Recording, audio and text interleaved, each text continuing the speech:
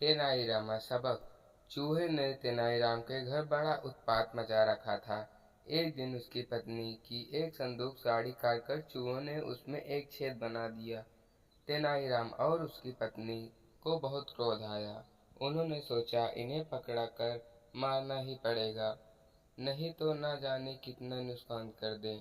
बहुत कोशिश करने पर भी उनके हाथ नहीं लगा। वे संदूकों से दूसरे सामान के पीछे जाकर छिप जाते। भागते दौड़ते घंटों की कोशिश के बाद कहीं एक चूहा पकड़कर मार पाए। तेनालीराम बड़ा परेशान हुआ। आखिर वह अपने एक मित्र के पास गया, जिसने उसे सलाह दी कि चूहों से छुटकारा पाने के लिए बिल्ली पाल लो, वही इस मुसीबत का इलाज है। तेनालीराम ने बिल्ली पाल ली और सचमुच उसके यहाँ चूहे का उत्पात कम होने लगा। उसने चैन की सांस ली। अचानक एक दिन उसकी बिल्ली ने पड़ोसी के पालतू तोते को पकड़ लिया और मार डाला।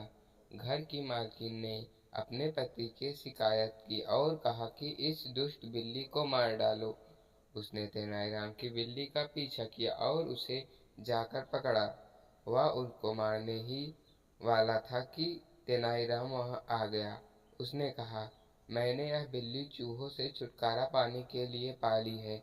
हमें क्षमा कर दीजिए और बिल्ली मुझे वापस कर दीजिए। मुझे आपका बड़ा एहसान होगा। वह नहीं माना, बोला, चूहे पकड़ने के लिए तुम्हें बिल्ली की क्या आवश्यकता है। वह नहीं माना, बोला, चूहे पकड़ने के लिए तुम्हें बिल्ली की क्या आवश्यकता है। मैं तो बिना बिल्ली के ही चूहे पकड़ ले सकता हूँ।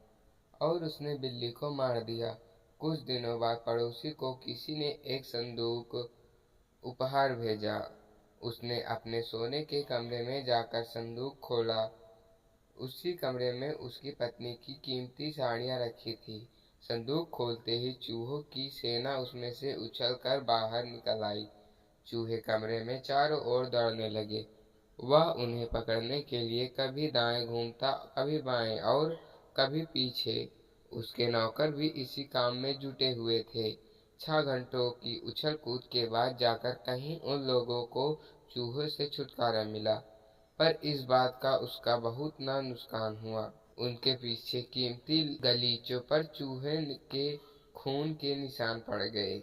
चूहों के मारने के लिए डंडे की चोट एक बहुमूल्य फूलदान को थके हारे पड़ोसी ने संदूक को देखकर यह पता लगाने का प्रयत्न किया कि संदूक को भेजने वाला कौन हो सकता है।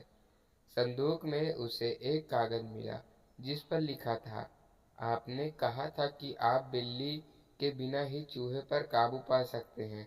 मैं परीक्षा के लिए कुछ चूहे आपके पास भेज रहा हूँ। कृपया परिणाम मुझे जरूर बताइएगा। आपका आज्ञाकारी सेवक तेनालीराम। तो फ्रेंड्स, मैं आशा करता हूँ कि आपको हमारी इस कहानी से कुछ सीखने को मिला होगा। अगर आप हमारे वीडियो पे नए हैं तो वीडियो को लाइक करें और चैनल को सब्सक्राइब करें। ऐसे ही मज़ेदार कहानियों के लिए हमें सब्सक्राइब करें। धन्यवाद।